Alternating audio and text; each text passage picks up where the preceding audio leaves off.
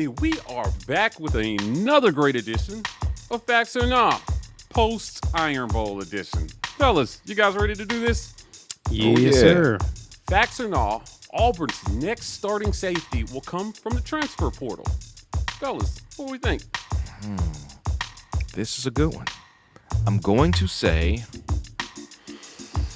I'm going to say nah. Because I think Kaufman takes one spot next year. We've still got Puckett. We've still got Pritchett, and they both kind of did some duty at safety, right?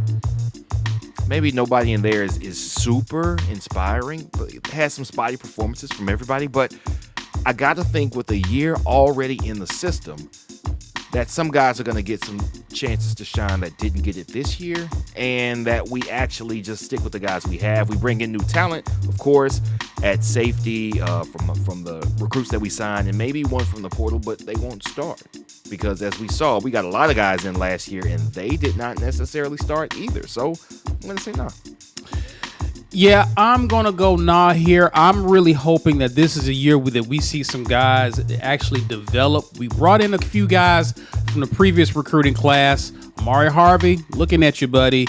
I'm curious to see who's going to step up. We could see Kaufman move back to safety. We got a lot of cornerbacks that we recruited. Got some bodies we got to replace at that position as well. So I'm curious to see if Pritchett or guys like Torrance steps in at the slot cornerback.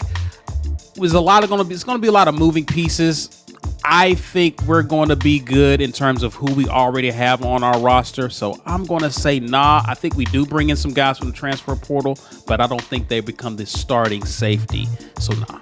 Yeah, I'm actually going to go nah on this one.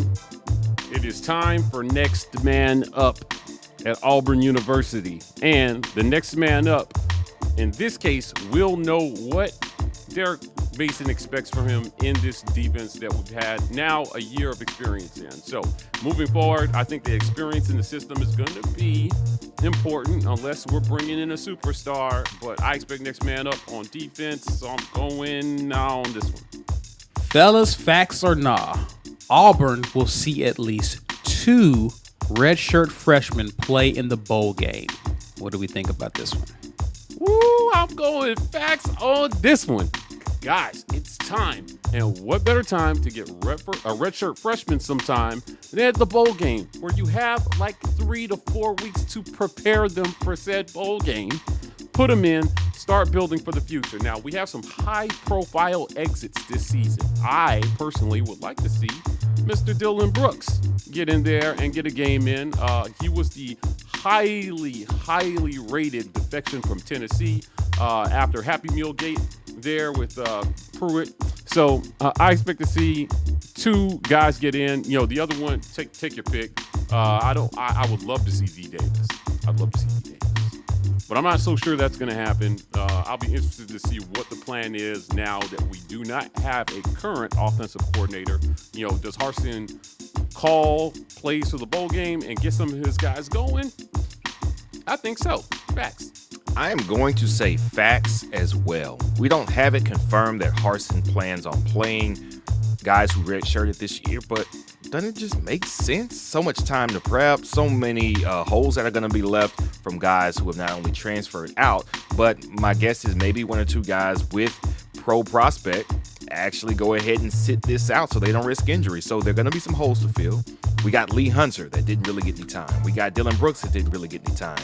Amari Harvey, like C mentioned, and also, come on, D Davis. We've got 2 quarterbacks with hurt ankles. I would love to see what this kid can do. At the very least, even if TJ can go by the bowl game, he won't necessarily be able to practice all the way up until the bowl game. Give D some run. Facts. I'm going to go for the clean sweep here and say facts as well. I would love to see D Davis get some burn, get an opportunity to show what he can do, give us some excitement for the future. Also, I'm not quite sure. He may have redshirted. I know he played a little bit on special teams. I didn't see a lot of them, but I'm looking to see what Joko Willis could do at linebacker. Of course, we know one of our more popular linebackers is off to the NFL and probably won't be playing in this upcoming bowl game. So I'm expecting to see some new faces in the linebacking corps. Not sure if even Papo is going to be back to play for the bowl game. Should be, but never know. So that presents a lot of opportunities in the linebacking core. I got my eye on Joko Willis for that. Also, we could see Lee Hunter make an appearance on the D-line. So there's a few options there. I'm looking to see some fresh faces for the bowl game to give us some excitement for the upcoming season. So facts on this one. All right, fellas, facts or not? Auburn basketball will lose no more than one game in the month of December. I'm going to go facts here. I do see a potential loss with LSU towards the end of this month, even though I believe that is a home game, potentially. I'm going to go facts. I think Auburn has an opportunity to actually take advantage of some non-conference opponents, get their schedule looking good, get their weight up before the regular season starts in terms of conference play. I think Auburn does it. We got Bruce Pearl. Why not? I'm going facts here. Yeah, I'm going to go facts on this one. Look, we're 5-1 already with the only loss coming to UConn in like a cajillion overtimes. They looked really impressive. Bruce Pearl is still figuring out what the chemistry of this team is going to be. You know, as they play more, they're going to get better. I'm expecting to see more improvement there, and we're still missing Alan Flanagan, who will come back. He was voted first team all SEC, and he has not played a game for this team yet. Can't wait to see him in the mix. I hear he's coming back mid-December, so I'm going facts on this one. No more than one loss in the month of December. I'm going to say facts. I think after the loss to Connecticut in the Battle of Atlantis tournament, you saw this team gel a little bit more. Walker Kessler looked a little bit lost out there for the first couple of games, but being challenged like that is exactly what a Bruce Pearl team needs, because he's going to drive these guys. They're going to feed off that energy. We got a spark plug in KD. They found something, at the very least, their identity. Jabari Smith is already showing some amazing potential, and it didn't even take him a couple months like a lot of true freshmen do.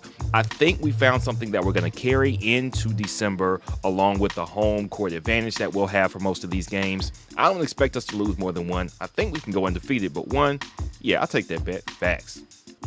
All right, guys, you know what time it is. It's time for our fan question of the week.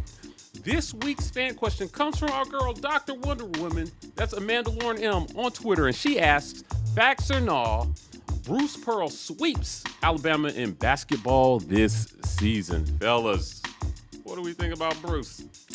I'm going to go facts on this one. Hadn't seen these in a minute. Okay. And the sun is shining brightly on Auburn basketball. There's no reason why Auburn sweeps Bama. I don't care if they're ranked higher than us. They won't be when the season is over, because we will definitely be sweeping Bama. We're going to run the table. We're going all the way. Final four. Let's go. And you know who double dribbled. I'm going to take that sunshine and close the shades a little bit. So, nah. So, here's the thing.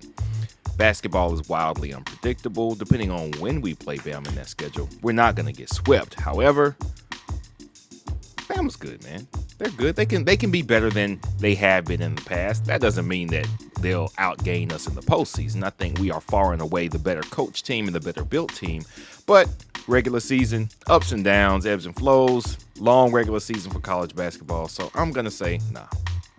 Yeah, I'm going to go no on this one, but I do see a split. I don't think we sweep them, but I think these will be some highly competitive basketball games between two really good coaches and two really good teams. Bruce Pearl has openly said that this is one of the most talented teams he's ever had.